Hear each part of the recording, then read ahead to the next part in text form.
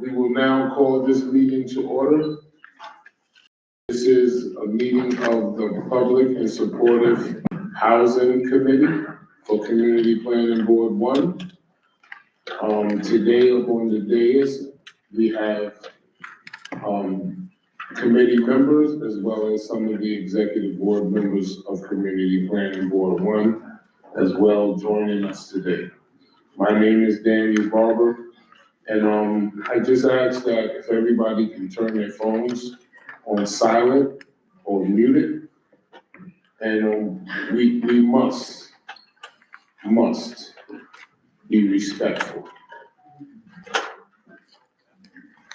There's no ifs, ands, buts, or maybes about that statement. We understand that there's a lot of frustration.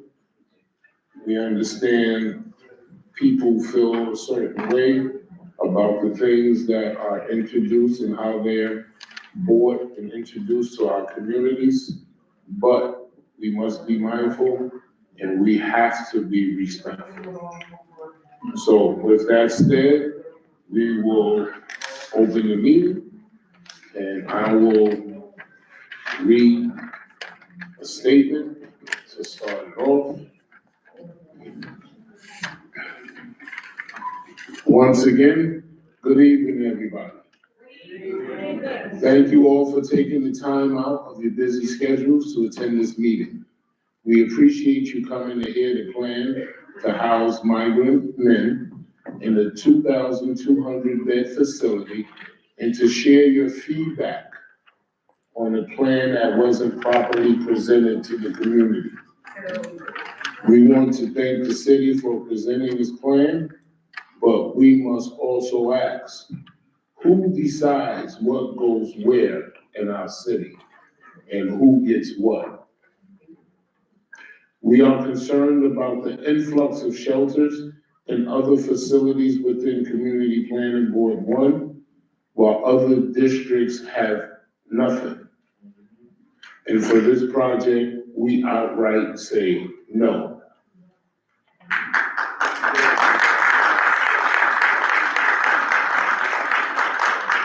You will hear from the community members who live, work, visit, and advocate for those who may not be able to do so for themselves. Yes, we are frustrated and tired of the administration dumping whatever they see fit and people making deals for our community without our input. However, we will allow this presentation to be given and ask that you hold your questions until the end. We will work hard to facilitate all questions. In the words of our mayor, you must inspect what you expect or it's suspect. And that's the way the people within the confines of Community Planning Board 1 feel when the city brings things to us. So without further ado, I pass the mic over to my colleague, Lerner.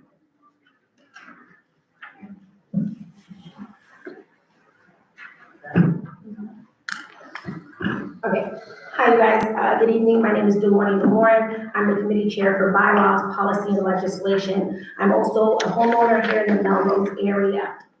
As we gather here today to express a community frustration about the shelters, I hope we do come to a resolution that reflects a compromise of everyone in this room and our elected officials. I'd like to start off by saying I do want to say that the mayor's office has done a really good job with the humanitarian crisis that has occurred. I read the last press release from January, 178,000 migrants have come into the city. 78% of them were able to start their independency here in New York City, where people get help when they arrive. Additionally, I want to make it clear that this community's objection to the shelter has nothing to do with the fact the residents inside the shelter. The South Bronx is composed of migrants from all over the world, and we appreciate our migrant community. We also want to be clear that our objection to the shelter also has nothing to do with that the migrants are getting more than the community. Both the city and the state has had surplus budgets, and yet the South Bronx continue to be a neglected community. It has been neglected way before this migrant humanitarian crisis. And when this community is neglected over time, things only get worse, and things are extremely bad right now. Right. Everyone in this room knows that the South Bronx is one of the poorest communities in New York City. And poverty has symptoms: homelessness, drug addiction, mental health, even physical concerns, particularly asthma. We have repeatedly asked for resources for this because it requires more than the police, and we continue to be ignored. And more than being ignored, shelters are being done, transitional homes are being done, supportive housing are being done, and other things in high concentration which decrease the quality of life here in the South Bronx. Our mayor is quoted once saying, "No community is raising their hands to accept a shelter." He is right. And the mayor's office has a difficult decision in deciding where shelters are placed. However, it makes no sense to anyone in this community why a 2,200 single men's shelter was placed in the Bronx now. The city is constantly telling us that it's the lowest population of asylums in the shelter system. The city has also closed over 20 migrant shelters. Why do you need a new one? In addition, the city is well aware in the past 2 years that if you put 2,200 people in one place, things go wrong. So why 2,200 in one place when you are closing over more than 20? Why not 400 or 700? No. Why does it have to be in such a great number? None. Oh, they also want none, but yes. Our community has been begging for a helping hand. We are making headlines because of drug addiction, syringes, mental health concern, sanitation concern, and yet instead we get a 2,200 bed shelter. That is very insulting to the people who reside here and who have been residing here for a very long time. This harmful decision is going to have lasting impact on the people who work and live in this community. So what I would like to say is that we do not want a shelter. But if there is a shelter, we definitely do not want this under this condition. And I hope that at the end of this meeting, that whatever the answer is, it is not a 2,200 single men's shelter in our neighborhoods. Thank you.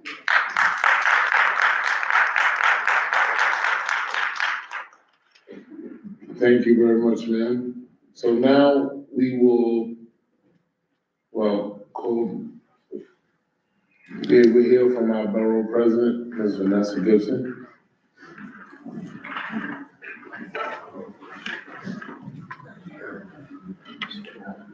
Would you like to speak about?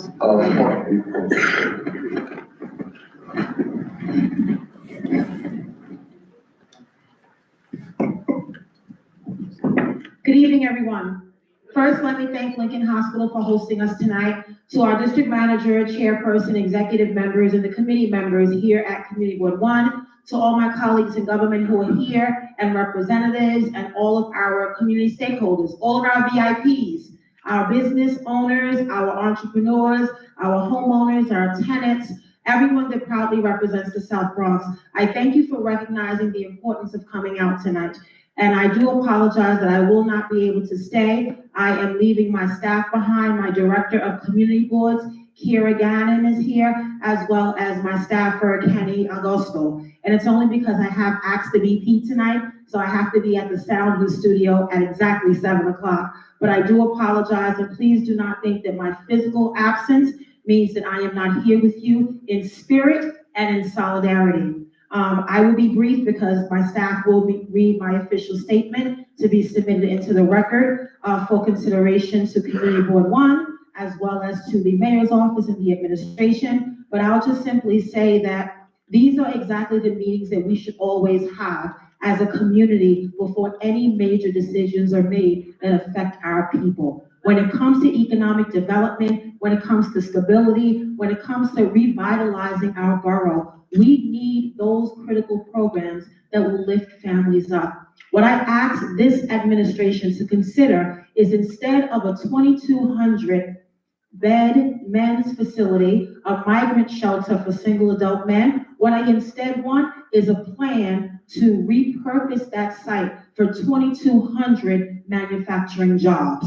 I want jobs and career pathways that lift families out of poverty, that stabilize our community, that uplift our neighborhood. All of the amazing, great things that are happening across our borough, and particularly are in the South Bronx, are not happening by accident. They're happening on purpose. And that is because people are mobilizing and they're investing. And we are not only recognizing that we are a part of the solution, but we have to demand better of our elected officials and of this administration. And I think it's very fitting that we are here tonight after a decision or a proposal has already been made. That is unacceptable, it is disrespectful, it is outrageous, and I think the City Hall administration owes us more than this meeting tonight.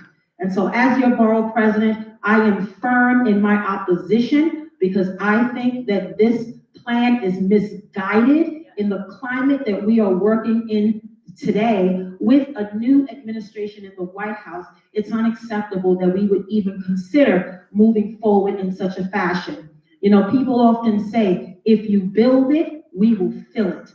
And so don't tell me as an administration that the population of single adult men in the migrant system is going down, and yet we're purposing a building for 2,200.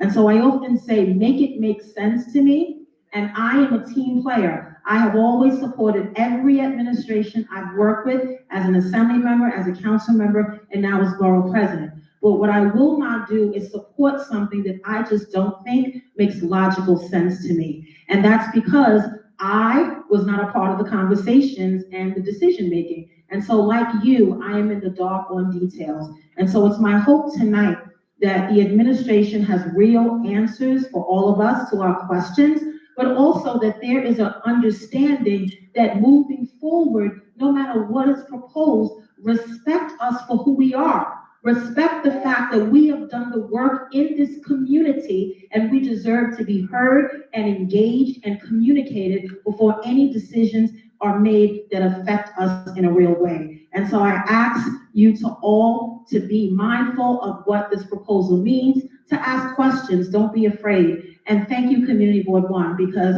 it is because of all of you and the overwhelming amount of concerns and inquiries that all of you got, all of us got, that we're even here tonight. So that I recognize and I say thank you. And once again, my staff will be here. And I look forward to working with our community board and working with each and every one of you. God bless you all and thank you so much for coming out tonight.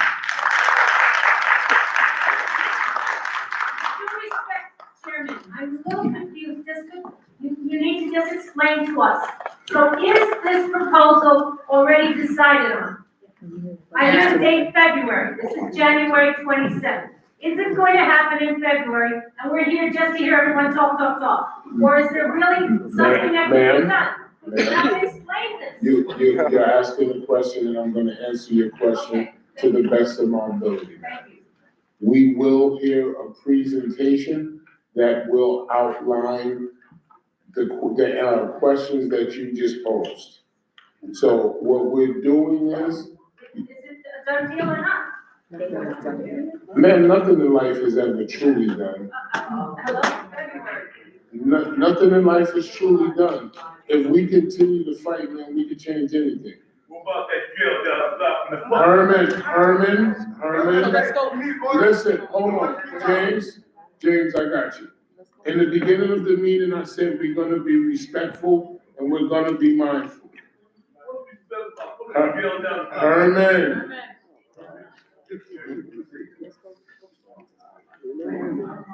Councilmember Salamanca.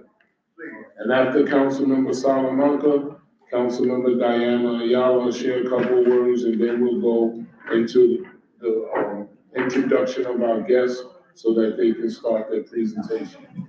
Thank you. All right, thank you, Chair Barber. Good evening, everyone. My name is Rafael Salamanca Jr. I am the council member for the South Bronx. I first want to thank for Community Board District 17.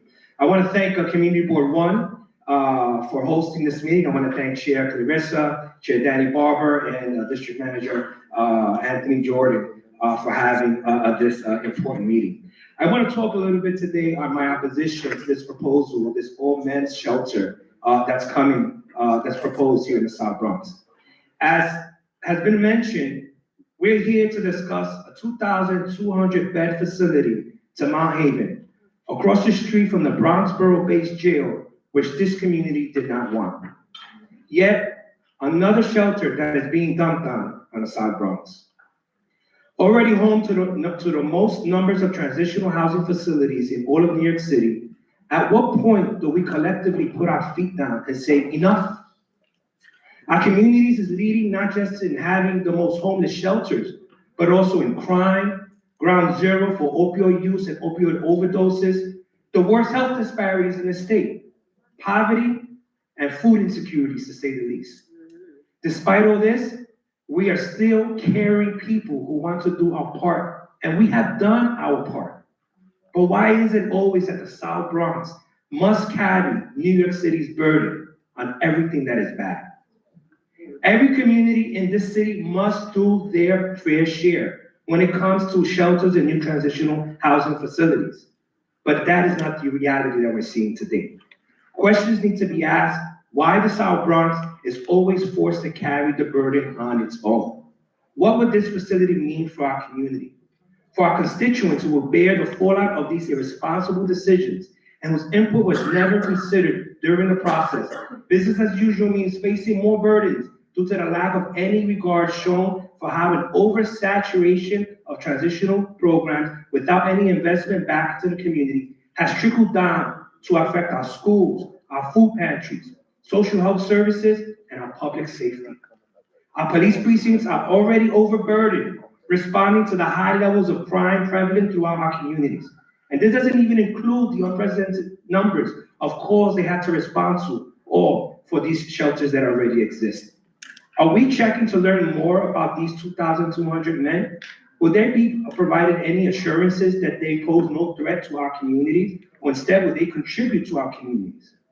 What are the contingency plans for when enforcement is needed and officers that should be patrolling our streets are taken away from us to provide services on these shelters? And I'm going to give you some numbers and some examples. There's a shelter in Hunts Point which I represent, and it's called the Living Room. It's run by Bronx. They've been there for over 20 years. In the last 3 years, I'll give you some numbers. In 2022, in that facility, less than 300 beds, they had 3,317 911 calls, all right? And 311 311 calls, and 3,317 911 calls. In 2023, they had 2,549 911 calls and 152 311 calls. And just this past year, in 2024, they had 2,928 911 calls and 311 911 and 161 311 calls. You know what that means? Every time they call 911, whether it's a medical emergency or not, the police department have to respond, and they have to stay there with them. And if EMS does not respond, they have to put them in their patrol car, bring them to the hospital, and stay with them, meaning they're taking police officers off our streets. So just to get to the point here, we say no to this. We have done our fair share. What we want to do is we want to house our own people. We want to take people that are living in our homeless shelters that are ready for independent living and build housing for them. And with that, I want to thank the Community Board 1 for having this very important meeting.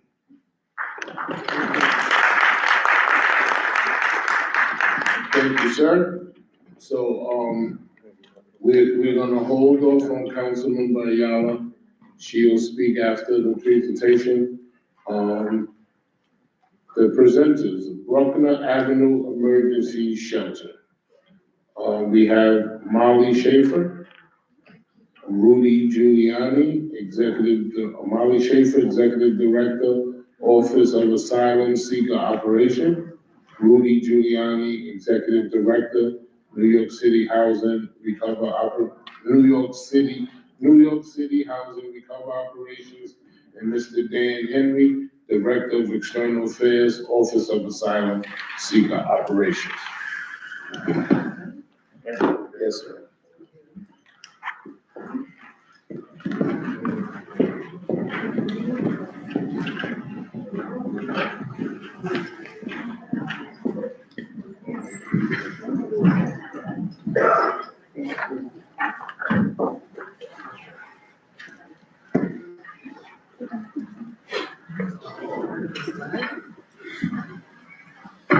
Good evening, everyone. Good evening. So my name was not on the list that was articulated, but I do want to take a moment to introduce myself. My name is Camille Joseph Arlack. I serve as Chief of Staff of the City of New York, Deputy Mayor for Administration, as well as Special Counsel to the Mayor. I want to start first by saying thank you for having us here. We very much appreciate the opportunity to speak to you about the proposed shelter. I want to start by saying thank you to Lincoln Hospital, Community Board 1, the elected officials, as well as all of the community members that are in the room. I want to start by talking about our goals for being here, which is to present you with information, to answer your questions, and to open ongoing dialogue on the siting of the shelter in this community. I also want to lead with an apology.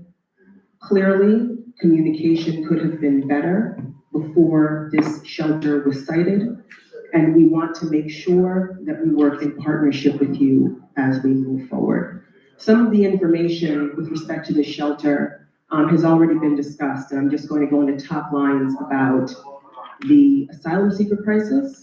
I am joined by Molly Schaefer, who's going to give you a presentation where she's going to walk through details. And again, Rudy Giuliani will go into some additional detail, and then we're here to answer your questions. As many of you know, since the spring of 2022, over 230,000 individuals have come into New York City as part of the asylum seeker crisis. Approximately 180,000 of those have taken the steps have moved on to the next steps in their journey as a result of partnerships with communities, community-based organizations, and of course the actions of our administration. We still have an excess, when you think of both systems, both the asylum seeker system as well as our traditional homeless system, over 100,000 individuals that are still in our care, with slightly under 50,000 that are part of the asylum seeker response that this administration has had. I have heard and I appreciate from members of the dais an acknowledgement that this has been an extraordinary effort that New York City has led, and we appreciate the fact that you recognize that it has been extraordinarily difficult for us to stand up as New Yorkers to take care of these individuals who have been brought to New York City. And it hasn't been challenging, it hasn't been easy. I think someone on the dais made the point that no one raises their hand and says, put a shelter here. And it's true. And it is very difficult as an administration to figure out where we are going to house people. But we are clear that the mayor's North Star has always been that he did not want families with children sleeping on the street. And we are proud that under this administration, with the work that we have done, that has not been the case. The shelter that is proposed is a 2,200 bed shelter for single men. And what you will see and hear as we talk through the shelter and the parameters around it is what we have learned from doing this over the course of 2.5 years. And there have been a lot of difficult lessons learned. Again, we are committed to working with you in partnership. I'm gonna stop here, we're gonna pause and turn it over to Molly to walk through the deck because I want you to get the facts, I want you to get the underlying information about the shelter, and then we will, again, we'll have one more speaker and then we'll answer any questions that you all have. Thank you.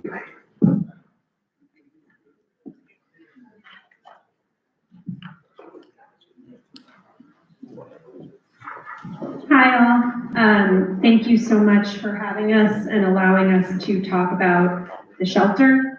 Molly Schaefer, I'm the director of the Mayor's Office of Asylum Seeker Operations. I've been helping to manage this humanitarian effort for the last 2.5 years.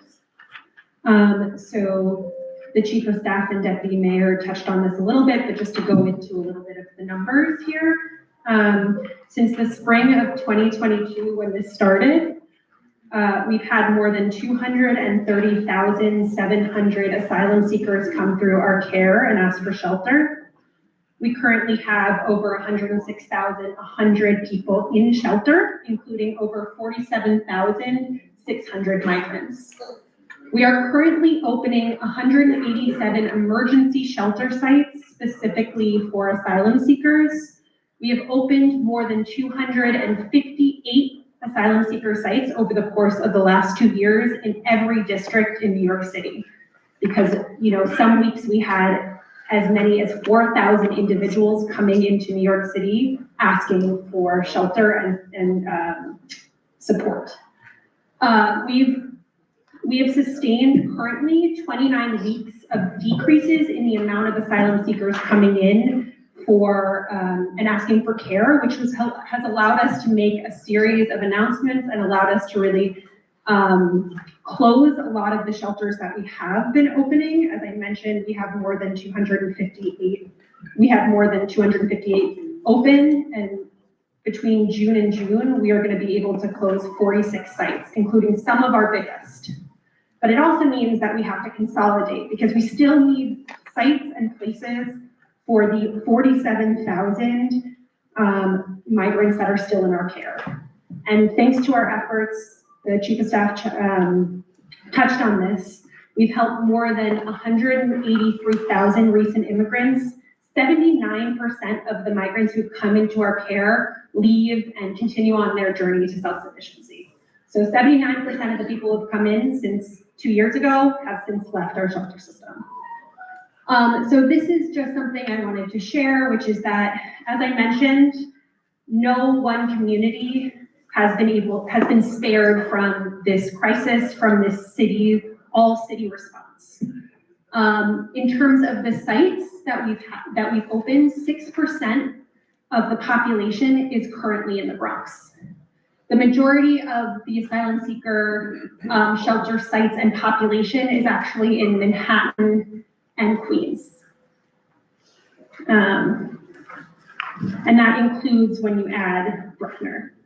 So just to get into a little bit of the actual details of the site, as we mentioned, the capacity is for 2,200 single adult men. This is the maximum. So this is the maximum amount of people we'll ever have in there. The idea is that we will have it open for as long as we need it, but we are rapidly seeing decreases in the amount of people coming in. And so we will treat this as our other emergency shelters. This will be a site where, as the population leaves shelter, we will be able to reevaluate and get out of this site as quickly as we can. The facility has 7 floors and a basement. It's converted from a warehouse to emergency shelter. It has been vacant since at least 2016, but we have made it into a congregate facility. There's metal detectors and 24/7 on-site security. We've also worked with NYPD to make sure that there will be some sort of fixed post there, as well as cameras in the local community. New York City Housing Recovery Operations, which we'll speak in a second, will manage this temporary emergency shelter, and they'll supervise a contract with Garner, who has run a lot of our bigger sites. All subcontractors are MWBEs to this site. And then just a little bit more information. The clients on site will have access to legal services and robust case management. And we did an analysis of the people that we think might be coming over to this site from other sites that we're closing. 90% of those clients eligible for placement at this location have either applied for asylum and either have or are on the path to work authorization. They all want to work. Most of them can legally. And we are helping them get on that way. And we've been working with SBS to create workforce connections. The other big thing we've learned while doing this is that when we have a space as big as this, it allows us to really work with community-based organizations and have more resources on site. So right now we're working to identify community-based organizations to provide a variety of on-site supports to clients, including, but not limited to, weekly resource fairs, SBS workforce connections, and English classes. And we desperately want to make sure that whatever we put in this community is also working with groups that are from the Bronx. With that, I'm going to turn it over to Rudy Giuliani. Hi, everybody. That is my actual name, so you won't forget it. But I will be, my office, the hazard recovery office, is going to be the one tasked with managing the day-to-day of this site. And so I'm going to be your person in case there's any issues and so forth. And I'll kind of run through how we operate the site. We run other sites in Brooklyn and Queens, but I can kind of give you the overview. So first and foremost, the site's not open yet, and so I don't have it with me today, but I will disseminate it through the board and through your elected officials. The site is going to have a telephone number, an email address for residents to call if there's issues. There'll be site managers, a specific site manager for this site, one during the day, one during the evening hours, and all those will be accessible to the public. In addition, myself and the HRO staff will be available. I defer to all of you and to the community about how you want to keep in regular contact. Typically, we do monthly meetings with the community board and the electeds, I have another meeting in Long Island City with the local businesses around. And I find those monthly meetings helpful to hear what's going on, but also for me to adjust the operations of the site itself, right? So to give you an example, in Queens, the businesses had some concerns, and so we added actually security on the outside of the facility to there's a school across the street and they were worried, and so like little changes like that, I'm happy to work with you guys and adjust as necessary as the site operates. Just to kind of walk through how the site is run. Again, it's maximum 2,200 people. Hopefully it's not always full. The site access is very restricted. The guests they all get a specific pictured ID card. No one has access to the facility unless they are a guest that's sleeping there. There will be metal detectors and bag checks at the entrances. And there's also a curfew from 11 o'clock to 6 a.m. So that is standard. We do that in all sites, and this one is going to be no different. We try our hardest to run a very tight ship. We've been lucky so far. Again, this one is just men. A lot of the other sites that you read about is mixed populations, which causes some issues. But we're going to do our best to, again, run a tight ship. Bikes, electric bikes, and so forth. Usually those are on the site. This site has a parking lot with a roll-down gate across the street. So we're going to have all the guests put all their bikes in that parking lot. We're going to have a security guard on site 24 hours a day. And so our goal is to keep them off the street. In the other sites, we have Department of Transportation at bike racks and everything. This site, we don't need it. We have a parking lot, and so we're going to keep that off the street. Those are the big guiding principles. Again, I'm going to defer to the community about how they want to best keep in touch. Monthly meetings, monthly check-ins. I'm going to share all my contact information, and I will be totally accessible to you. Secondly, I think Deputy Mayor and Molly mentioned it. The company running this site is called Garner, and then we subcontract to all the services inside, food, janitorial, and so forth. We've already gotten them to be minority women-owned business and local to New York City, but we'd love to be more hyper-local to the Bronx. And so if you have companies that are interested, please send them my way, and we will vet them and put them through the process as well. I think we've already had the security company is Bronx-based, and so we'd love to keep expanding that and make this, as much part of the community as we can. And just to give you one final little stat about the security on site. Obviously, there's going to be police presence, but security as well. So there is going to be at least 38 security guards in this site.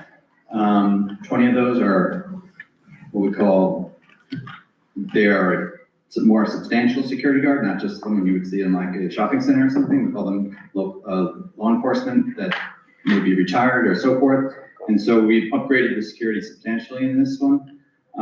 There's also a number of fire guards, 30 fire guards, and we work with the fire department. The local house will be made aware that this is going to be open in their area. they've already walked the site, they've made their requests about how many fire guards and how many, the fire life safety director will also be there on site to manage 24 hours a day. So that's basically what I have to say. Like I said, because the site's not open yet, I do not yet have the phone number and the contact information, but as soon as we get going, I can disseminate that. Tonight, I'm happy to share my own information, but I'm happy to do all that. Thank you, Rudy. And so I will turn it back over to you to figure out how you want to move forward at this point. I definitely would like to answer the young lady in the rear's question. When is this a done deal? When is this proposed to open? And, yeah, you can start with that. Sure, the answer is yes, and at the end of February. Listen, ladies and gentlemen, hello. Let's be mindful. Everybody, ma'am, I'm not being disrespectful.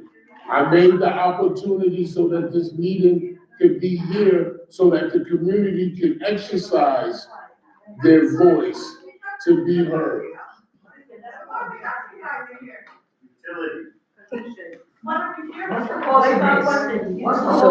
Hey, we need one mic, please.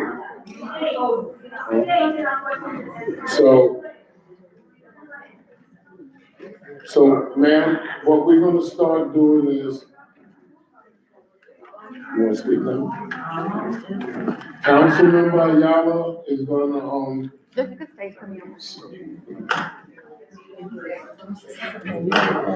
Good evening, everyone. So first, I really came because I wanted to hear from you, but I wanted to also clarify a couple of, things that happened floating in the air since the news broke about this site. I don't know how many of you follow me, but I am also the Deputy Speaker of the New York City Council, and I also serve as the chair of the General Welfare Committee, which means that all of the shelters are under the purview of my committee. So I've been working very closely with the administration, as have, many of my colleagues during this crisis, and this crisis, extends also to New Yorkers, because if you heard 106,000 people are in shelter, half of that, a little bit more than half of that, are New Yorkers, people, your neighbors that have been displaced, that are in shelter, waiting for apartments that do not exist at the moment. So they don't exist because our vacancy rates are like this. They're at 1%. 1%. So that means that out of all of the apartments that we have registered in the city, only 1% are available for rental, which is why people are ending up in shelter, which is why we've had the discussion about building more, more housing. No, we're trying to get people out of shelters, but if we don't have anywhere to send them, then they're gonna stay there for longer than we want. But I wanted to also clarify that, when in the beginning of this crisis, when we were getting, an influx of migrants, it started out, I remember my first call was, hey, have you heard, we have about 100 asylum seekers and the shelter system. Is that a coincidence, or is, something happening? And then we realized really quickly that something was happening, and they were being shipped here, sent to New York City. New York City is a right to shelter city. So that means that they're legally obligated to put those people somewhere. They can't leave them out in the street. They can't let them sleep in the street unless they want to. They have to put them somewhere. And so I want to really give kudos to the administration, because what they went through, and I know because I was there, I saw it, was a very difficult time, because they were literally running out of locations to put people as rapidly as they were coming in. So remember, if they have somebody sitting in PATH for a certain amount of time, they get cited for that. They get in trouble for that. That's the law. So they have to find these places very rapidly. And at some point, we were literally just running out of space. And so the mayor put out a call. He said, listen, I really need everybody to chip in here because I don't know what to do. We have so many people, we don't have anywhere to put them. So make recommendations. So everybody made recommendations. This site in particular is in an isolated place, and the owner is a Bronx developer that, has built a lot of affordable housing in this community. He's not new to the community, and he said to me, could you make the introduction with the administration because I would like to be helpful. And I did. That was 2 years ago. Right? I gave that one and I gave about 5 others. Not here in the Bronx, but I gave about 5 others. Why? Because we didn't have anywhere to put folks. However, the administration opted not to use the site. They didn't use it. Everybody moved on. And so I did not know that the site had been, designated for this purpose. And I think that there's been, rumblings that, I made this decision, but I did not make the decision. I was also informed, as are you. But again, the administration, the mayor doesn't need our permission to put a shelter anywhere. We are a right to shelter city. He can do that. Ideally, we want him to come. We want the administration to come and to say, hey, you know what? This is what we're looking at. This is what we need. Could you help? That didn't happen in this case. They're here today. They want to hear from you. And I wish that I could tell you something different, but it's, by the time that we all found out this contract was already signed. So what I've asked is on behalf of the administration, what I have asked is that, and I just want to clarify. So this facility, one of the other concerns that we heard was, well, when they leave, then they're going to turn it into a permanent shelter, and then we're still going to end up with a shelter. That's absolutely not true. The Department of Homeless Services actually cannot legally operate a shelter site of this capacity. They are not allowed. They have a cap of how many people they can have per site. And so this building, as soon as they no longer need it, like every other facility that they have had, which is very similar to what we did during the pandemic, will shut down. Okay, wait, hold on, because let Danny,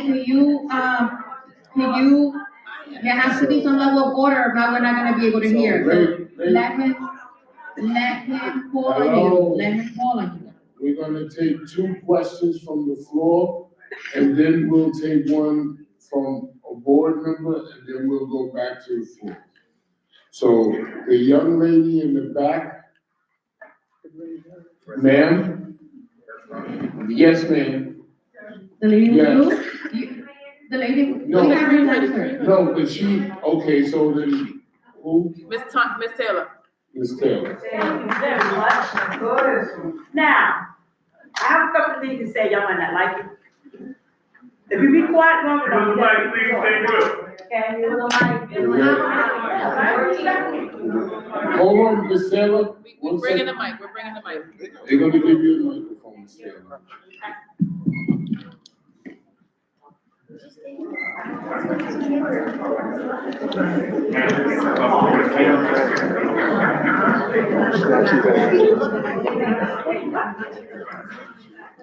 Good evening, everybody. God bless you guys. I believe if you let people talk long enough, they're gonna say exactly what they didn't want you to hear. So far, I heard this is going on for 2 years. You said, what did you just say? No, you misunderstood. What did she What say? I said was. No, hold on, no, tell that me you're right. Are you gonna let me finish? What I said was that 2 years ago, when in the beginning of the influx of migrants into New York City, when we were getting bus after bus after bus, the city at some point ran out of places to put folks. They put out a call of action, and they asked all of the council members to please submit, any locations that they think might be suitable for housing large amounts of people. That happened 2 years ago. However, they did not move on that, and it never happened. Okay. All right.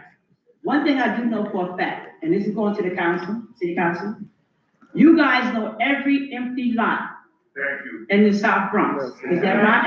And out where we are, right? Years ago, there was a committee We did something thinking, we got together, not only Beekman, but other people.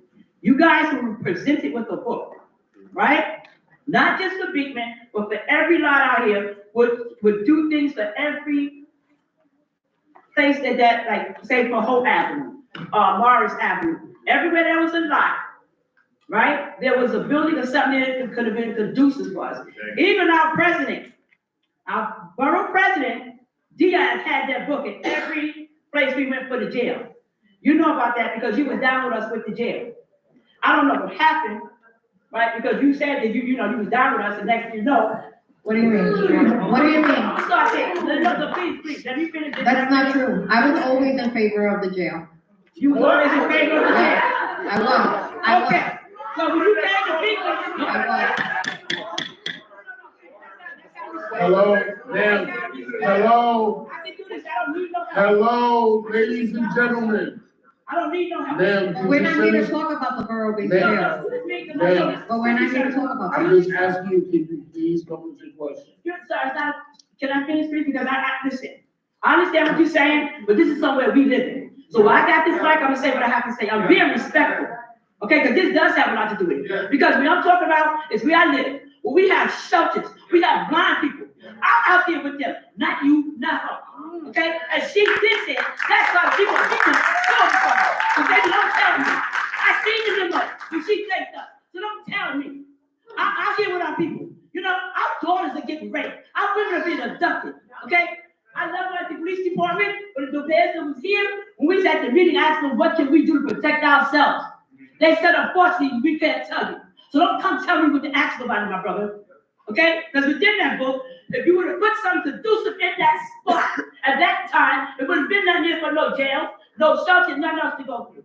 Then on top of that, we had women and children, and even men that's been at that dead on shelters for years and years and years. And you give them hotels, and you give them somewhere to live, but yet there's still people still in the street. So please, I was trying to be good, but don't tell me how to say it. I'm living this. I'm seeing this. I'm praying with them. I'm crying with them. And for you, I'm there. They're lying. Do you want me to clarify that? Because, I do want to move on to the next question. The learning. First of all, I'm not running, so don't worry about it. But secondly, hold on. Listen, I listen to you. This should be a dialogue, right? Because if you're gonna, I want to just point something out, because something was said here in the beginning of this meeting about the disinvestment in this community that exists. And I want to say, and I'm going to bring it, and if you would like a copy of it, I'm happy to send it to you, give your information to the community board, and I'm happy to share that. Because I'm literally compiling right now a report of all of the investments that we have made during my time in office to the South Bronx, and they equal to over $100 million. That is just on capital projects alone. I have preserved affordable housing, helped launch a community land trust, supported the local schools, the hospitals. We've invested. So we didn't come in, I didn't come in here and say all of our parks, all right, have been funded and renovated so that your kids and my kids and everybody else's kids can come and they can use them. Rosa is here, Pat is here. I have a couple of my resident leaders. They'll tell you about the level of investment that I have made to their development as well. Because I ain't just come here. I was also raised in public housing. I was also in shelter. My mother raised us on food stamps. I was a single mother, young mother. My son's father was shot and killed in the streets. All those things happened to me, and they inform how I make my decisions. So when and even though we're not talking about it, it's important. When the borough-based jail conversation happened, she is absolutely right. There were a bunch of community meetings. I sat in them, and they had a lot of wonderful ideas. But what they don't say is that in order for them to be able to do what they wanted to do, they needed the city to sole source them that land. What that means is that the city's gonna give it to them, and they're gonna do with it whatever they want. The city doesn't do that. So it was kind of, it became a situation where we pushed. I know my predecessor, had conversations with the administration back then. We made every effort. When I got into office, they called me. They said, Councilmember, there have been conversations before I got elected about closed Rikers. I believe in closing Rikers. I believe in closing Rikers because I think that people that are going through the system should be in the borough that they come from, because it's easier for families to visit with them. If you ever, and I'm sure that, like anybody in here that knows somebody that is incarcerated, most people that are in there are not in there for, I don't know, they're not in there doing time. They're going in there on their process, on their way of state if they committed a real serious crime. And if they got arrested for something, smaller, than they get sentenced, they may be there for a couple of months. But regardless, what I did was that I said, all right, this is where you want to cite it, then this is what we need in the community. And what we did in the community was that we took that plan, that same plan that Diego Beekman put up, about the housing, about the investments, and just about every single thing that they asked for was implemented as part of the borough-based jail plan. Because I pushed on that. I personally pushed on that, and that's the truth. Now, whether you want to believe it or you don't want to believe it, that's up to you. But I am sharing with you so that you're at least listening to both sides of the story, because yes, things sometimes sound one way, but they're completely different. Thank you, Deputy Speaker. I do want to jump in here really quick before we go into what I will say is that with the borough-based jail, we're not having that conversation, but when we made that mistake the first time, it was a mistake. The second time, when we identified a shelter right across the mistake that we made the first time, it doesn't become a mistake the second time. And so, but I didn't identify the space. What I think is that the community is saying no to this. And the fact that the city is still here saying, yes, this is gonna happen, is disrespectful to the community at large. It's the second disrespect that we're getting from the community. We don't want it. We're here because the community board brought the people here together. No elected official, nobody from the city's office nobody had this meeting. There was an opportunity before the shelter was identified to have this conversation. There wasn't. This is the conversation to say, we don't want this here. If there was a conversation to be had, I just want to make it very crystal clear that it did not include me. No. I'm not talking to you. I'm not talking to you. What we're saying here is that back to the shelter, we don't want it in our community. This is not about being anti-migrant. This is not about being anti-shelter. This is about the oversaturation that the South Bronx has. And with that, I'm going to use to the public. Anthony. We ain't got all this money to do this and build this, but where's our people? Our people is hungry. These people just got burnt out because y'all got young landlords owning these buildings, charging them on the street. Now they're homeless. You throw them to the ground. You can make them build something for something. I want to keep this a respectful platform and have it Where's engaged. the money at? So let's be respectful. Michael. Let me just add that what I keep hearing from the councilwoman is that this, migrant and 2022, but this problem has been happening for a while before 2022. In fact, I believe this, I don't remember the exact numbers, but in 2021, all of the community boards in the South Bronx, 1, 2, 3, 4, 5, and 6 were all inundated with shelters. So this isn't about necessarily migrants, it's about, the past and what has been done by the city council. And I'd like to defer to Councilmember Salamanca as well. It's unfair to you to be up there. No.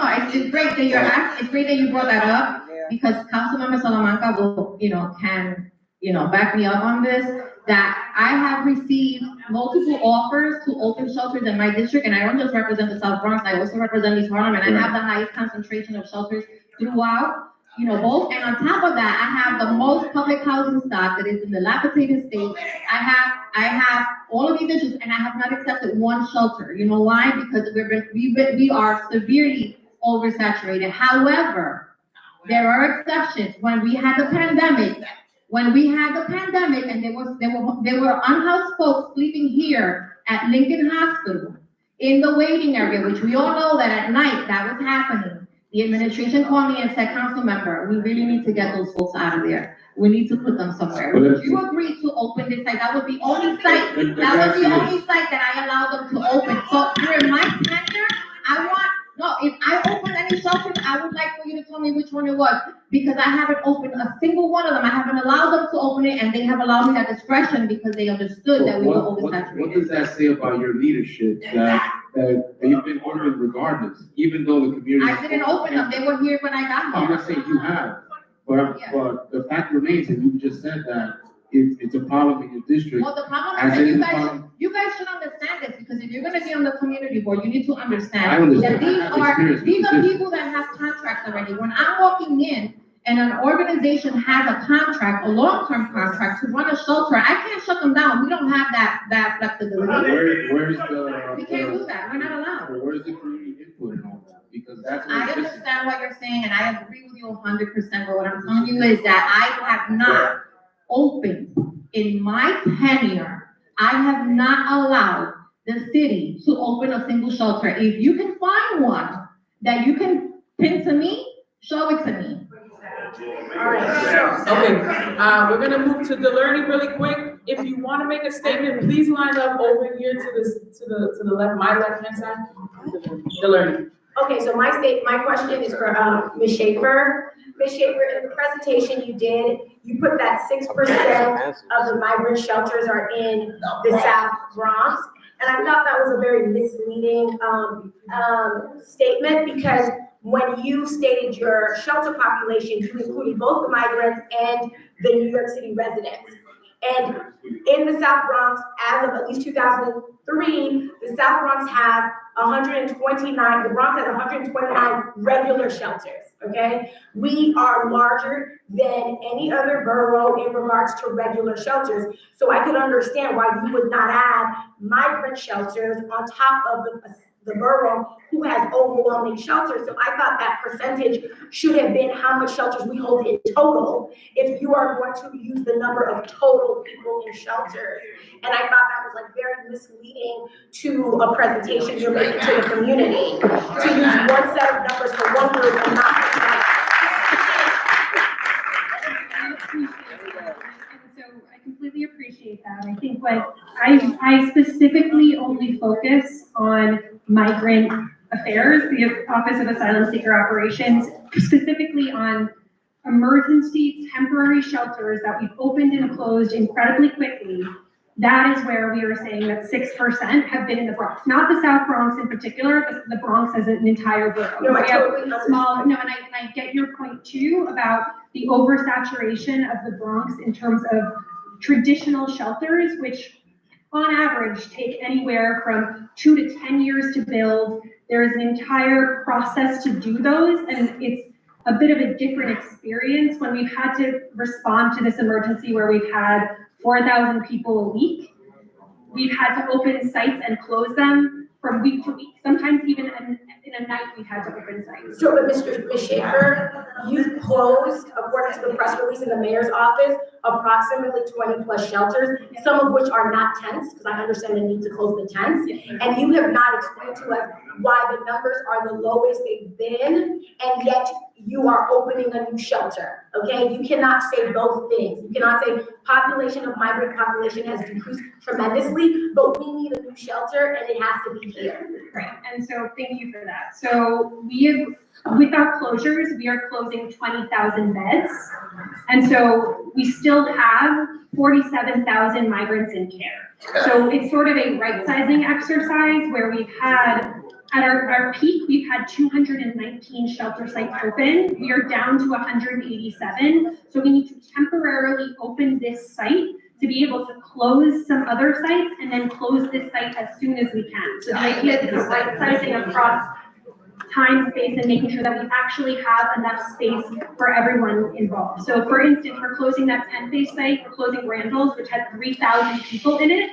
We are closing Hall Street, which had upwards of 4,000 people in it. So to be able to do that, plus close some other sites, we're doing a right sizing exercise to try to make it all fit and make sure we have enough shelter siting for everyone who's coming in and asking for shelters. Why ain't no money being used to build houses for hours?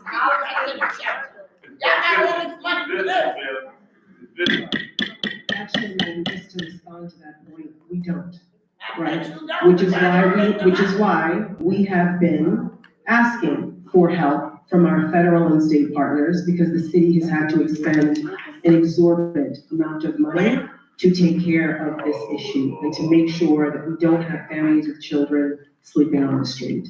We also recognize, the mayor recognizes, that we absolutely need more affordable housing, which is why we pushed and working in partnership with the city council to open the city, to pass the City of Yes, which asks that every neighborhood build a little bit more affordable housing so that we have places for individuals who are in shelter to move into, so that our children who graduate from college and come back can actually live in New York City, and so that people who are not living in the best conditions can find a safe place to live. Okay, next question over, Anthony.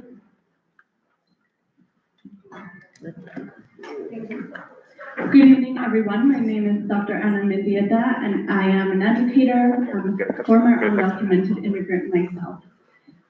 I saw in your presentation that you already have MWBE contracts. Great. And my question is, how is it that you have already completed contracts with those folks, but have not you have no partnerships with real CBOs to then service these folks that you're bringing in? It is so frustrating. Real quick, 5 minutes ago, I did a quick search of all of your LinkedIns. It is so frustrating that you are all here as asylum experts, housing experts, but really you have just been climbing that ladder within City Hall. You don't have the personal or professional experience to handle this issue. You should be ashamed of yourself for taking on this job. And I'm telling you, as literally someone that has lived this experience personally, you should be ashamed to call yourself the asylum person. It is not okay for you to take our tax money, because I pay lots of taxes, and call yourself the expert on this, but have not made any partnership with organizations here in our community to make sure that you're proactive about this. And I'm sorry, this is not a personal attack on you, it's an attack on the system, and I'm just really frustrated.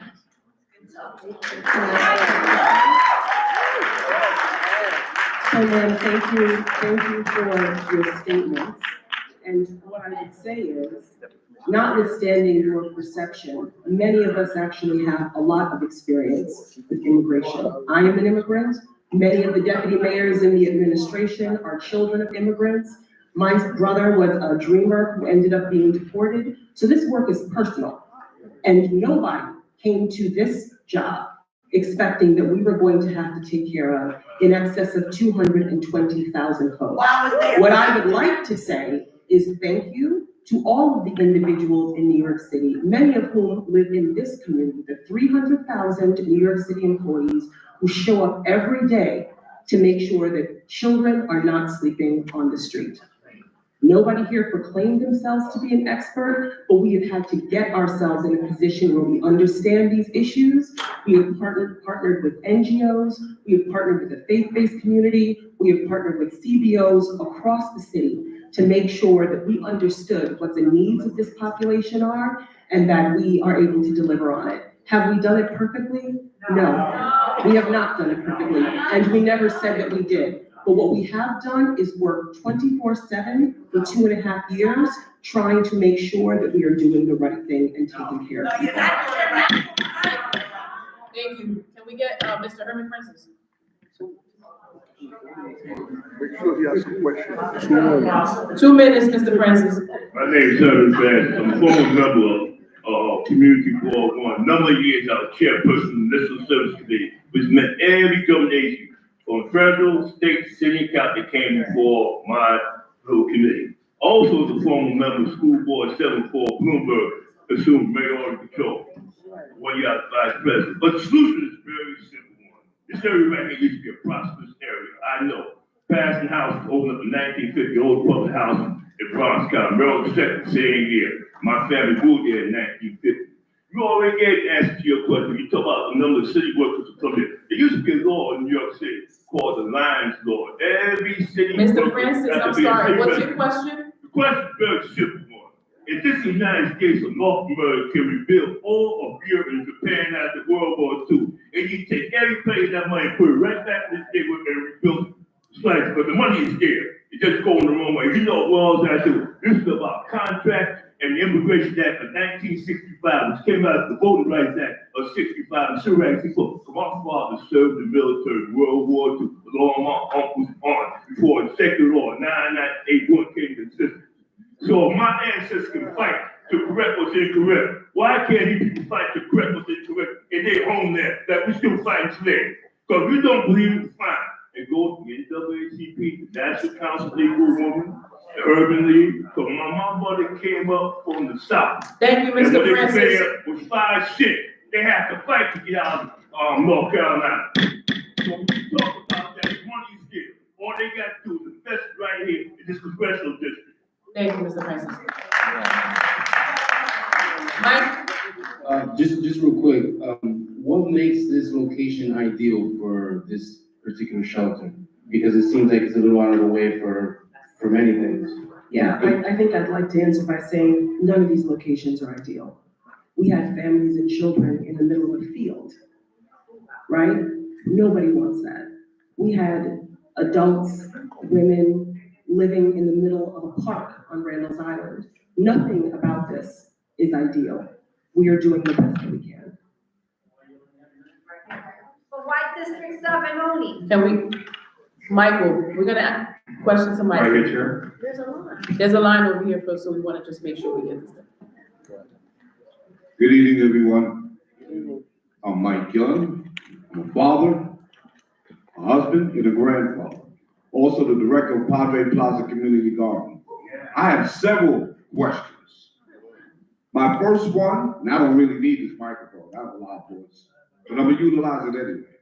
My first one, are any of these immigrants that we're speaking about tonight have been properly screened? What I mean by that, do we know who the rapists are? Do we know who the child molesters are? Do we know who the people with the violent crimes? Do we know who they are? Are they properly screened? And what is the actual plan? You have jobs for them? Because I see a whole lot of unemployed New Yorkers. You're supposed to represent New York, right? We're New Yorkers. We still see a lot of people that's burnt out right in New York, right here in the Bronx. They're still homeless.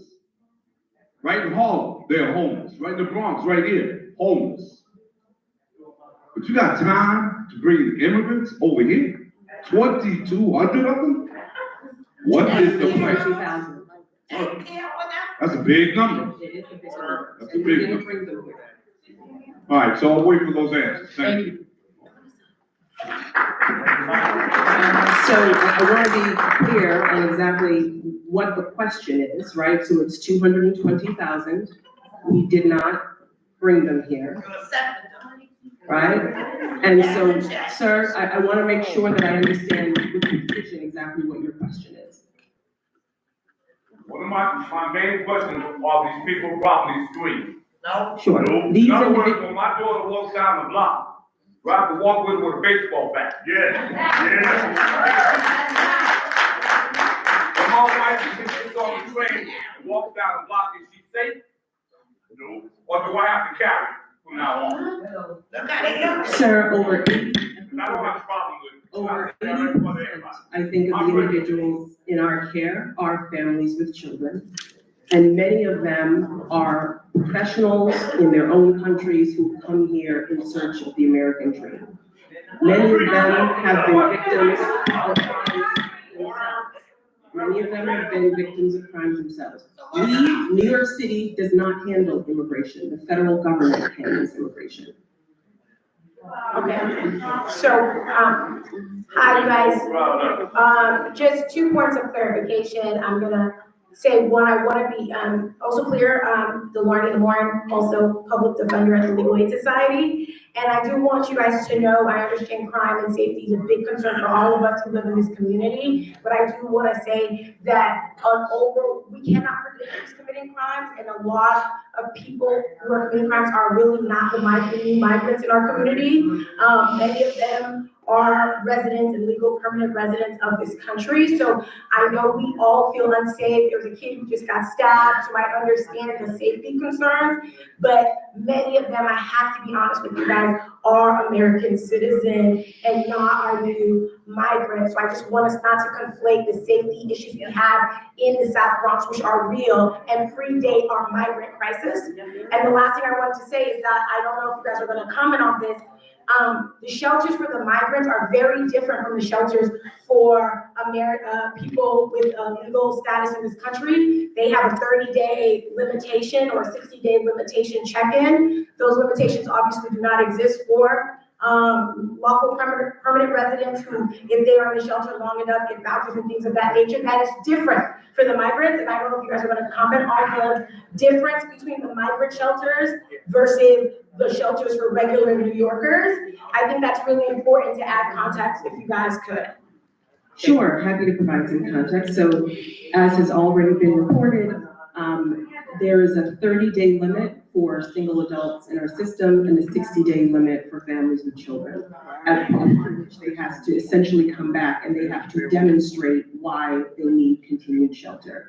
We have worked very hard, partnering with, again, CBOs and with the state to make sure that there's intensive case management. We understand that this population is very different than our traditional population. Many of them have come here, many of them came here over the course of the past 2.5 years because that was the only place where they could get a bus ticket from Texas, right? So they came here, and what we have been able to do is, again, get 180,000 of them to take the next steps to their journey through case management, providing reticketing, whatever it is that's necessary to help them to figure out what their plan is to take the next steps in their journey.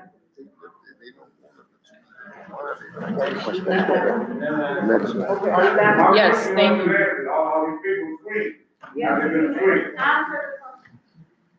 If there is any screening of individuals that come into the country, it is handled by the federal government. Thank you. Archie, next Most question. of the individuals who are in our care were enrolled into the country. They were enrolled into the country. Hi, hello. I'm Leslie, and I guess as it was stated that it is a federal desire to have this migrant shelter here. As Diana and as Clarissa here have had strong relations with New York residents and the legal team advocating for us, nobody will raise their hand for a shelter. So I understand that we should have more notification about this so we could build up more resources. Like you said, that you were planning to also include security cameras. After seeing that graph of how much migrant shelters are in the Bronx, I'm actually kind of surprised about that. But also, as a person who is frontlines, I have seen many sheltered men who are going in and out the system, and they need something a little bit more stable. And if this has to be, there has to be something for the residents. As you said, with this amount, we have our own crisis. How can we address outsiders? We're not even addressing the people who have helped build this neighborhood. From it not having one McDonald's locally, from it growing to the Chipotle, now to the Starbucks. Now we have the Archie Towers. The Bronx has been changing, and I'm just been so proud of Bronx. It has become a place where a family has to make 150 salary just for a 1-bedroom. That is not feasible. First thing I thought was, will the rent prices go down? Because we have a lot of people in our own shelter systems single women, people who are disabled, and we need facilities for those who find themselves a revolving door. As far as the migrant situation, it's a dangerous situation, so much so that they would rather take refuge, shelter at the MTA subways. And, you know, I do believe that we all need to share in this. I also saw Staten Island is one of the, also a low percentage, but also we need to think about where are people willing to go.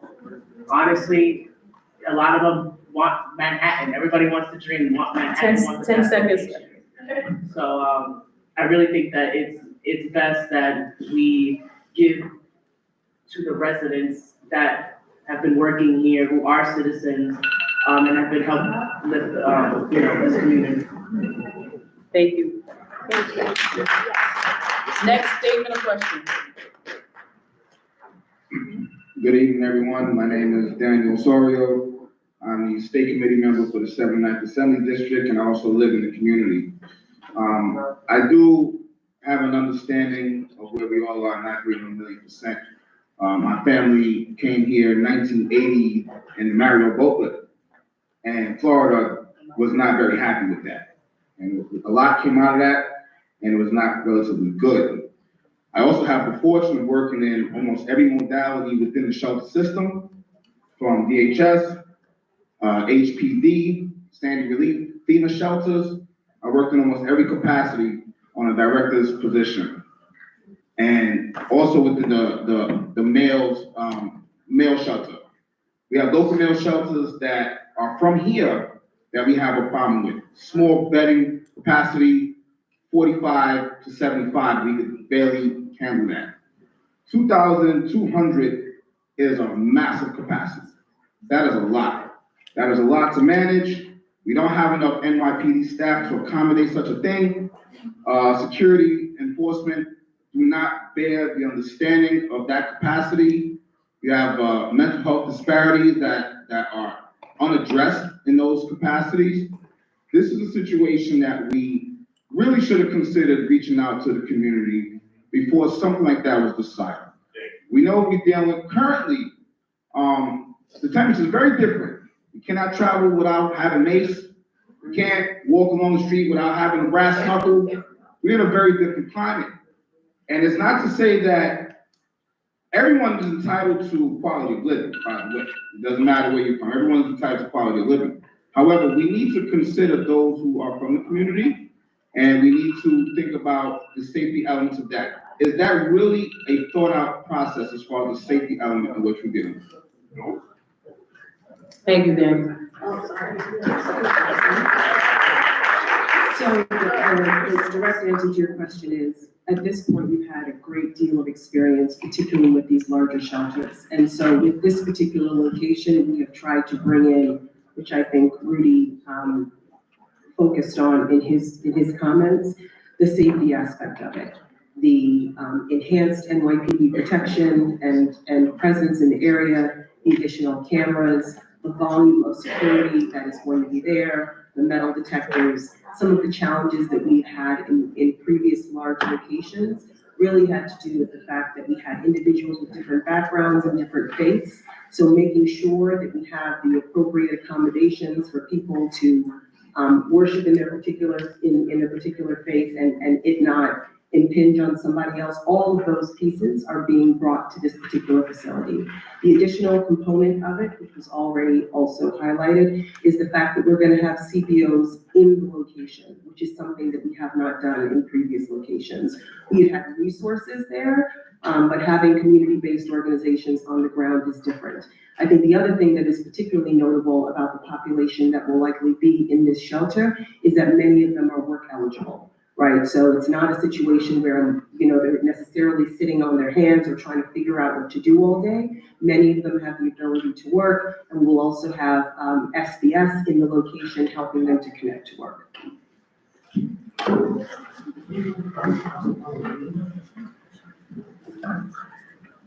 And because of time, we're sorry, we have to limit the questions or statements to 1 minute. I'm asking you, is that Ms. Taylor? Okay, thanks, Ms. Taylor. I'm an artist. I've been working in Fort Morris for 9 years. I have never felt unsafe. The community has been very kind to me and supportive of me, and I have been supportive of the community. And I have an art school. It's located directly across from this building. I have young women who come to me to study. I have never been afraid in South Bronx. I am now terrified. I'm terrified for me, for my students. I will have to move. I'm a business person and I live in a building, I work in a building that has 4 other small business people. They will all leave because it's too dangerous. They'll either steal the stuff from the car repair guy, or they will attack me and my students. So my question is, give me the exact date when they will be moving in. One, just give me a number. I don't want any campaign speeches. Just give me a number, okay? And I want to know exactly how many police personnel will be guarding my street so I feel like I can walk to the subway safely. So will there be a person escorting me to the subway? Otherwise, I can't be there. And you have made a terrible mistake. And one more comment. You invited these people. This is a sanctuary city. And you invited them. And you can't take care of New Yorkers and you invited them. Thank you.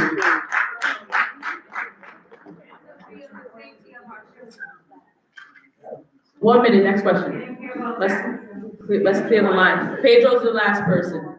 The questions take a minute. It all depends on the answer. Garner Property Management is running the facility. Who's here from Garner Property Management? The boss of the building ain't here. How much a night, Ms. Schaefer, how much a night does Garner get paid for every person?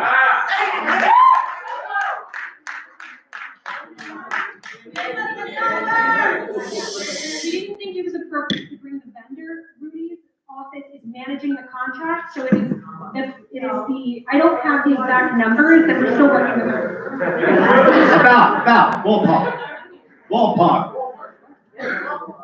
175 a night, 175.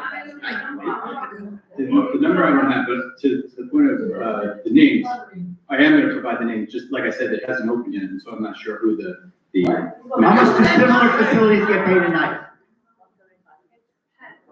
You're the director.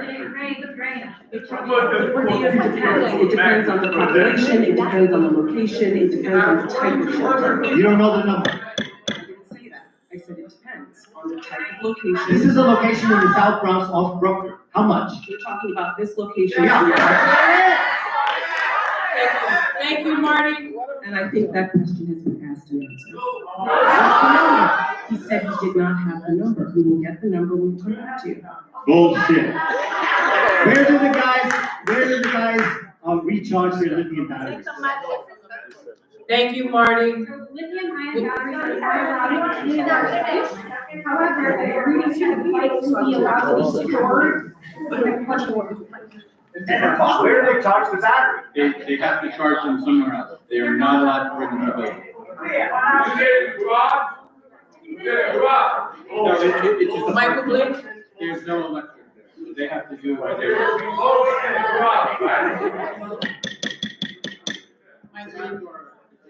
open parking lot, it's not a building. You have the floor, sir. Good evening, everybody. I have 3 very specific questions. There's 95 million unused square footage of commercial space in Manhattan. Why is that not being used? Second, it has been referenced several times that it's been the federal support why that's not happening. November 2nd, 2023, the mayor canceled on the meeting to be at the White House to address this issue. Yep. We still have not heard an answer as to why the White House was rejected on that. We keep telling everyone in the room that it's the federal problem, but we haven't heard an actual answer from the city on that. And then third, we haven't heard anything about what are you actually doing to provide funding for the nonprofits on the front end. Too often what's happening is that nonprofits being asked to get reimbursed on the back end. So again, 3 very specific questions. We have unutilized 95 million square feet in Manhattan. Why is that not being utilized? We have not heard an answer on record from the city as to why on November 2nd, 2023, the mayor canceled on a meeting on the White House to fix this issue. And we have not heard directly around proactive funding for nonprofits. People are pissed for very good reasons, and it's because they're not getting some of those very direct answers. Sure. As I think was reflected, I think the largest percentage of asylum seekers are actually in Manhattan, right? So some of that square footage is being used for that. The rest of that square footage, we're really hoping we're going to be able to convert to affordable housing for them. In the hotel With respect to federal support, Specifically to the meeting. yep, specifically, there were meetings on November 2nd. I think that was a particular day. We went to the federal government 10 times that year to speak to them about this very issue.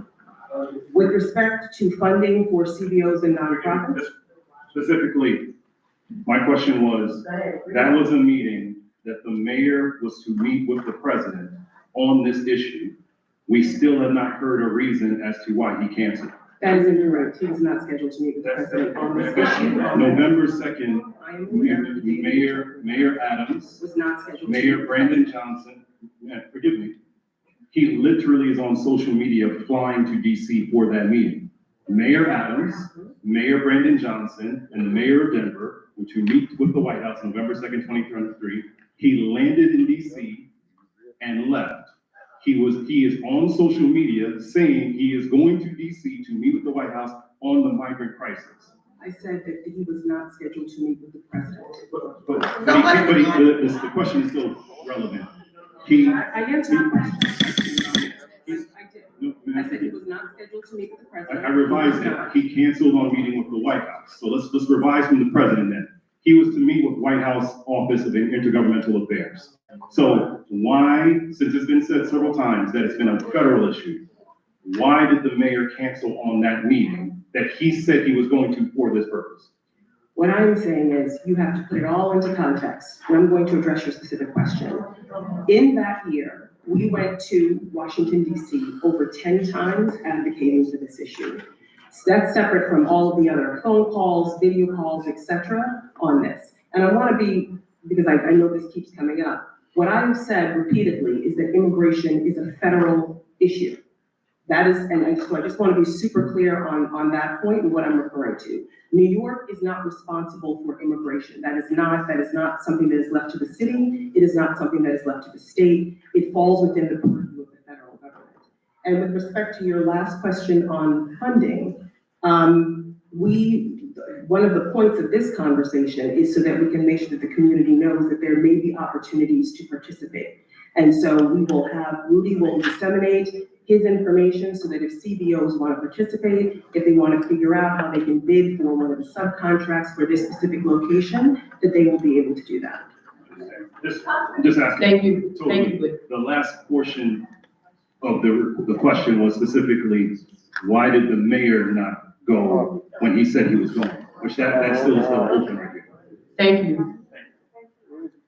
Pedro Suarez and then Justin Sanchez. Audrey, We have, 1 second.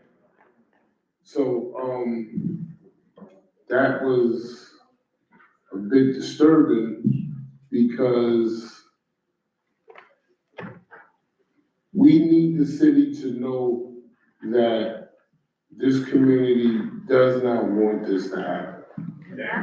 They really expressed that they did not want it to happen, especially the direct confines of the Diego Beekman houses and all the other houses, the other NYCHA developments in that area and whatnot. The businesses, we have Pedro, our next speaker, oversees the bid.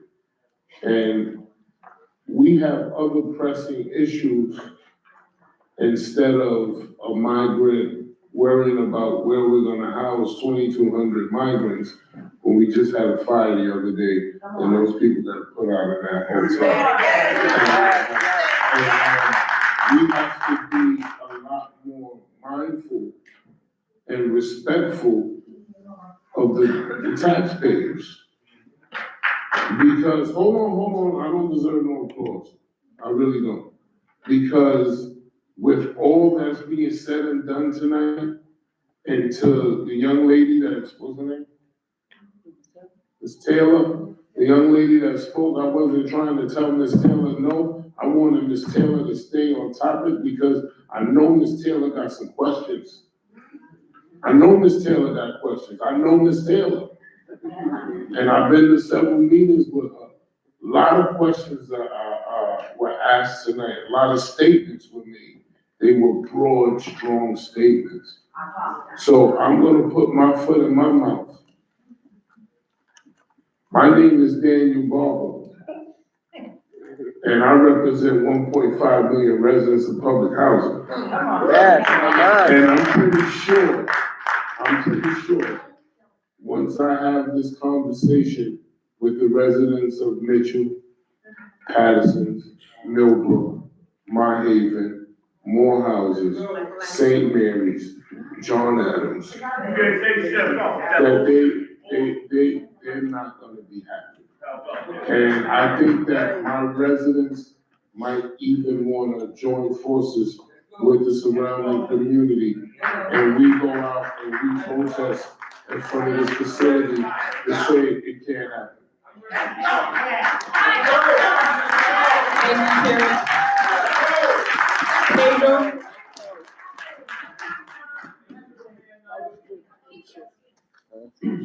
Good evening, my name is Pedro Suarez, and I'm the Executive Director of the Third Avenue Business Improvement District. We represent over 300 businesses and dozens of property owners, as well as residents on Third Avenue between 148th Street and 153rd. Although this migrant shelter is not located in our district, we very much know the impact that it could potentially have. My concern, and it's a question, but I don't expect an answer tonight, it's more of, if the city is making this decision, I think that has to come with commitments. And those commitments need to not just pertain to where the migrant shelter is located.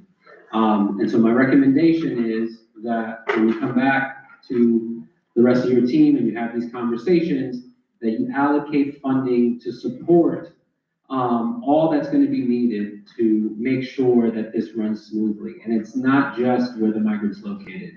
We have huge issues with Roberto Clemente Plaza on Third Avenue, encampments, open air drug markets, and our concern is that this shelter would just contribute to that. And I appreciate you mentioning the curfew, but my concern is not just what happens from 11 at night to 6 in the morning. It's what happens during the day when people are going to school, when people are going to work. And so again, making sure that our police department has additional resources, that our local city agencies have the resources they need, the nonprofits have the resources they need, because people are very much scared to travel through these areas, to go to work, to go to school. And that's what you're hearing here today, is a reaction to, and this community is very much on a precipice right now. They're very much at the cliff in terms of these issues. So I really appreciate commitments coming out of this meeting since the decision has been made. Thank you, Justin. If I could just respond, I want to say thank you for your comments. And I think as Rudy indicated at the beginning, and has been our practice in at least 2 other neighborhoods, we are committed to having regular conversations with the community, right? That's our invitation. Who do you want us to meet with? At what cadence do you want us to meet? So that we can make sure that this happens as smoothly as possible, that issues are immediately flagged so that we can make adjustments, because we know that this is challenging. We know that it is challenging. But yes, we're happy to have those conversations. Justin Sanchez. Hello, everyone. Justin Sanchez. My question is really quick. You've already stated that you know that we're already oversaturated with shelters, transitional housing. Now we're getting a shelter without asking. But what commitments besides that, and echoing his question, What kind of financial support, what commitments are you offering to the Bronx, to the South Bronx in particular, outside of just having to deal with the shelters, knowing already what dire straits we're in addition to bringing the shelters, besides, just bringing the migrants? Sure, so I don't have certainly the list of investments that this administration has made in this borough, but we can certainly come back and have that conversation, and we will send you the information. But this is not a situation, what we don't do is just drop a building into a particular community and walk away, right? It is our responsibility. We are here to have the difficult conversations. We are here to make adjustments as they are necessary. That is what we have done, and that is what we will continue to do.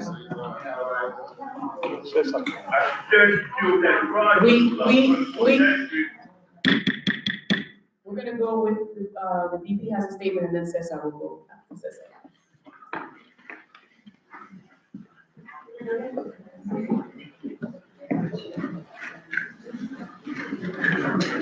Hi, everyone. Good evening. I'm Kira Gannon, the Director of Community Boards for the Bronx Borough President, who, as you know, had to run out before. We, the South Bronx community, are outraged at the Adams administration and its recent proposal that most of us learned about in the media at the plan to open a 2,200-bed migrant facility for single adult men in our community. We find it completely disrespectful that any proposal of this magnitude would not warrant initial preliminary discussions with the community or any elected officials prior to any decision being made. The proposed closure of PERC facilities in our city and the opening of a much larger migrant shelter for single adult men in the South Bronx is deeply troubling and raises significant concerns. While the number of single men housed in PERC facilities has decreased, and the administration's plan to establish a facility with a capacity of 2,200 is completely unacceptable. The South Bronx continues to bear an unfair share of the city's challenges without adequate attention to the needs of our residents, families, businesses, and local organizations. Community engagement on this issue has been minimal, and these proposals are often unveiled through media rather than through open, meaningful discussions with the communities that they impact. Rather than focusing on temporary solutions like shelter, we need long-term housing strategies to address the homelessness crisis.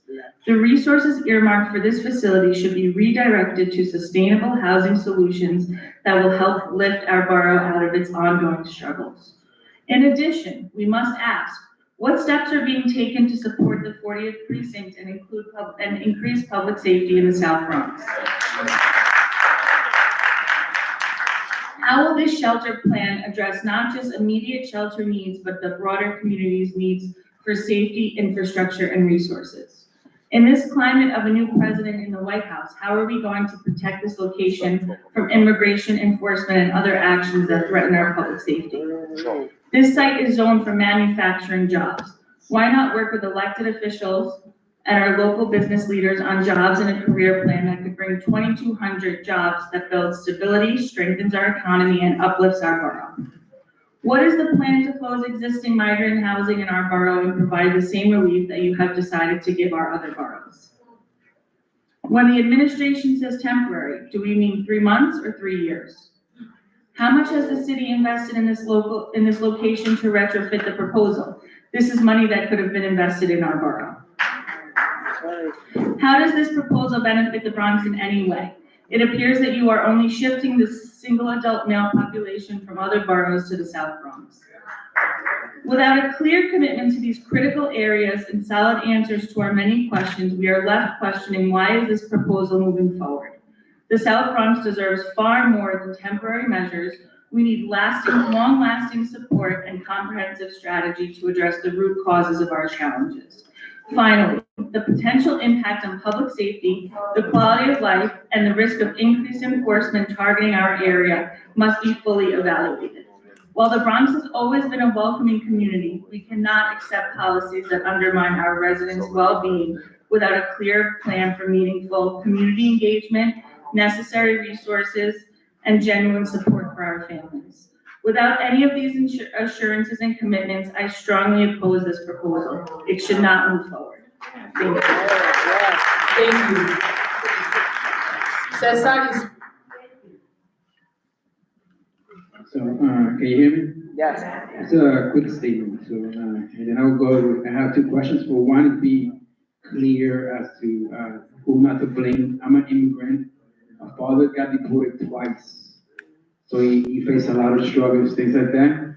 And then I know out of the United States, to Guatemala. So they have some things here when you're talking about it, it's very complicated. So a lot of the times I get very touchy when people say certain things, because I know what the country did to what this country did to my country, how many people died in the Libya genocide or the Civil War. So just taking that, and two questions has to do with, well, one of them is, I was confused. The 6% is asylum, right? But then I was like, I wanted to know the percentage for migrants. There was no percentage for migrants. So a lot of asylum tend to be from other places, like the United States have done something too. So that's why I wanted to know the migrant. That's the first question. The second question has to do with, if I hear correctly, is a requirement for the city council to say that they have a spot for a certain site. And I wanted to know if all the city council people also said they have spots. I know they had difficulties as well, but I know Marjorie Velasquez, a new girl, she got kicked out of her office by a Republican because she wanted to put something there for the house or something like that. So I know the politics and things like that, but I just wanted to know, besides Diana Ayala, where other people are as well saying that they have spots outside of the South Bronx in that. So there's two questions. Thank you. Yes, the 6% was migrants.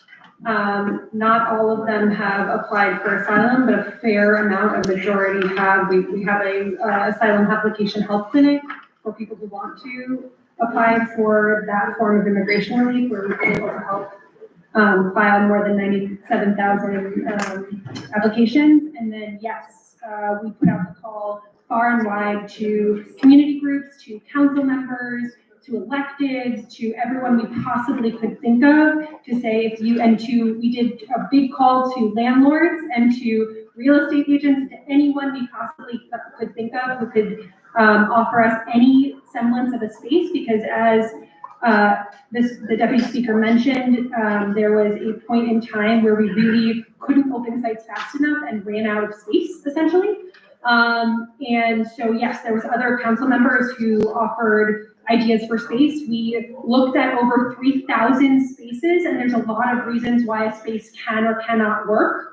And so some of the sites just couldn't work for lots of different reasons, and a lot of them have to do with fire, building problems. Ultimately, we want to make sure that people are safe when they're in our care. Okay, we're gonna go to our board member, Learning, and then Stephanie and Evelyn.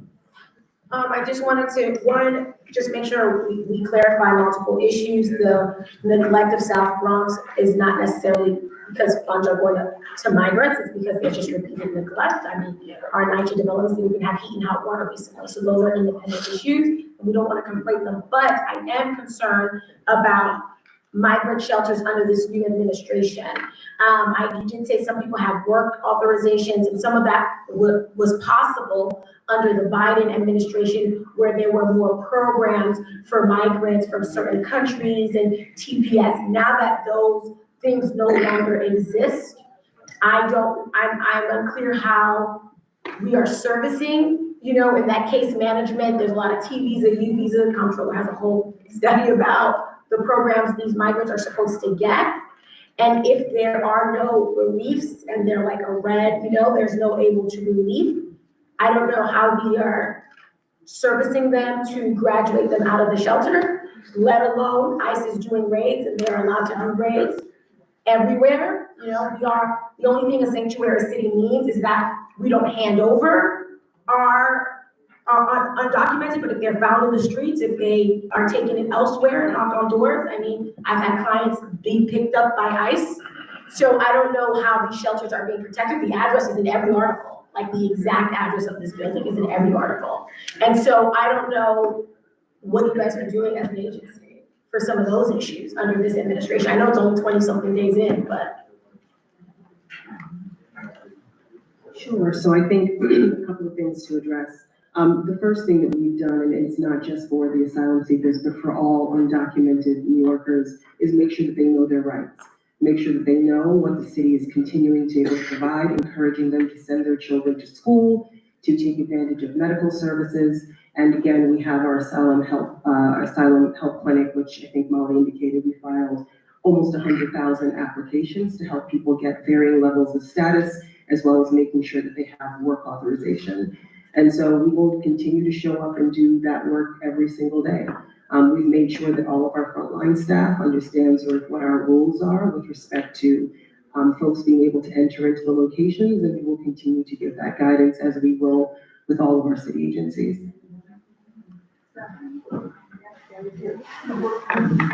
There you go. Hi. What are the ages?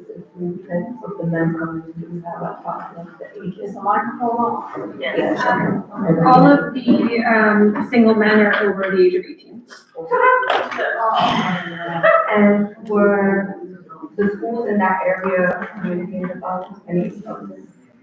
Since they are not screened? She asked, was the schools in the area notified about? So we've been working with the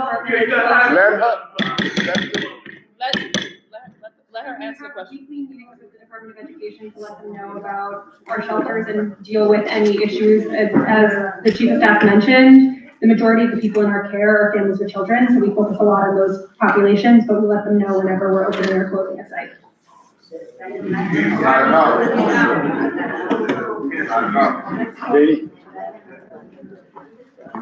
Evelyn. Thank you. Good evening, my name is Evelyn Alvarez. And first of all, I want to say shout out to the residents of Community Board 1 for being here tonight and getting y'all. I think this is really important. I have a logistical question based on what you said about working with CBOs. Like, how will these CBOs be vetted? Because I do think that this is an atypical situation that, you know, the traditional methods that the city uses to select vendors, right? Like who puts in the cheapest quote should not just apply here. Like there should be people with specific skills. So what does that process look like from the programmatic perspective? Because I think that that also is going to be part of what will keep us as safe as possible, given the circumstances, if there really is no choice.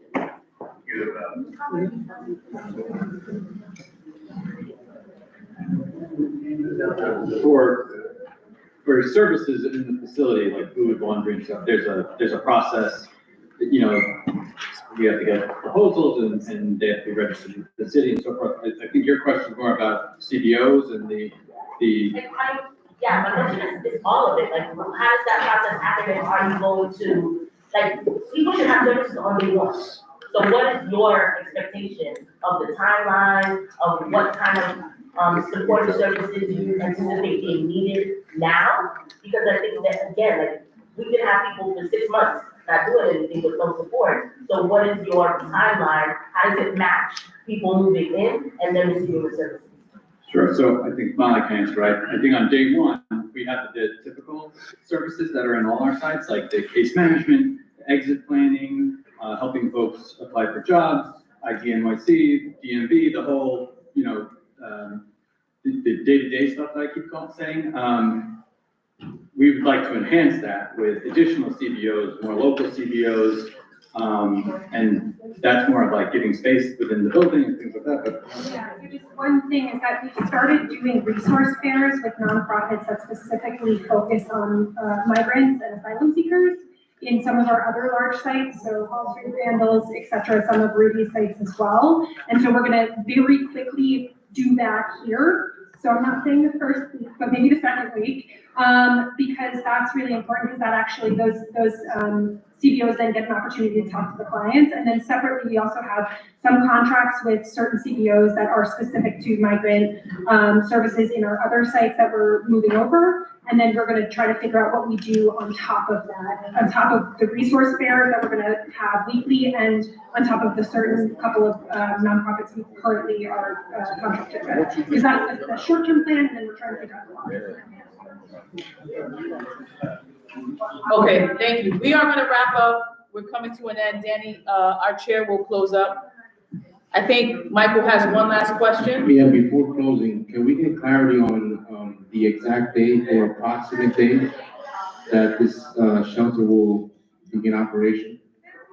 So it's gonna be, sorry, it's the end of February, so I don't have an exact date because we're still working, but it's the end of February. The last week of February is our goal date.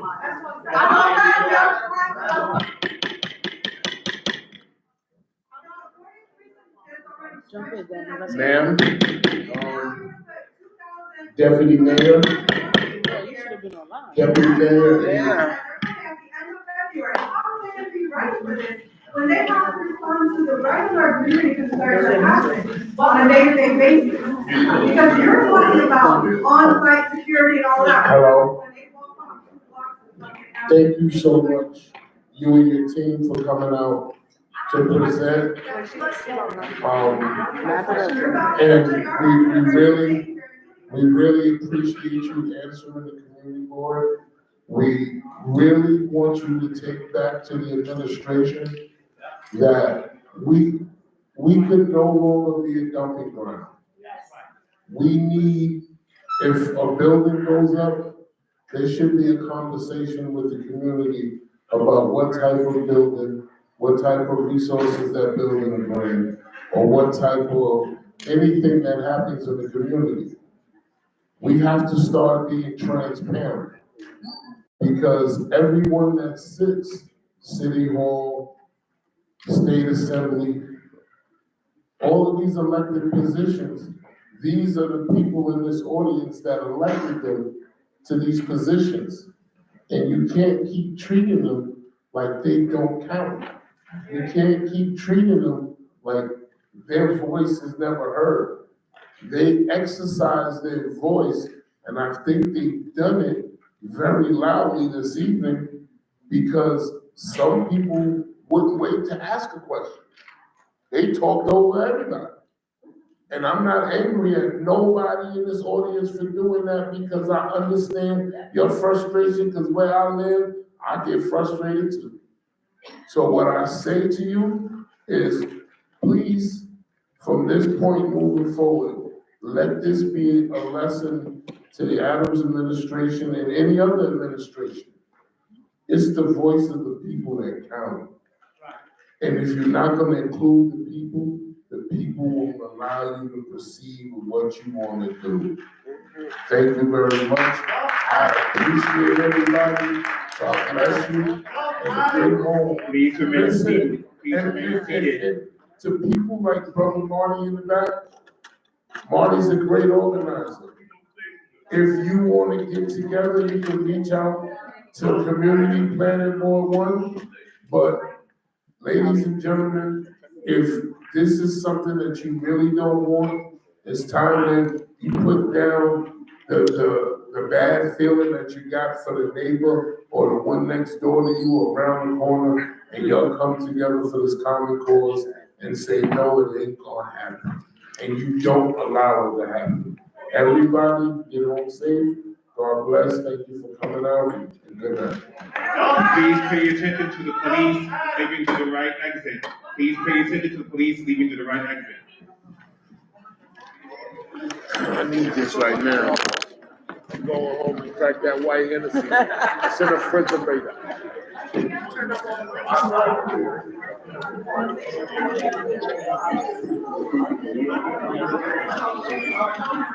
I was thirsty.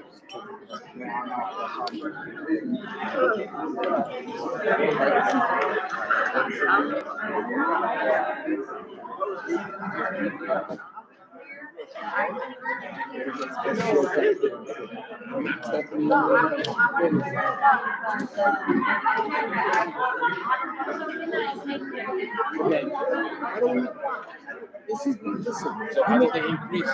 So you know what I heard? It has not. You have the number? I do have the number. They're on the website. I don't have a reason to lie to you. I'm not seeing the line, but you also can't explain.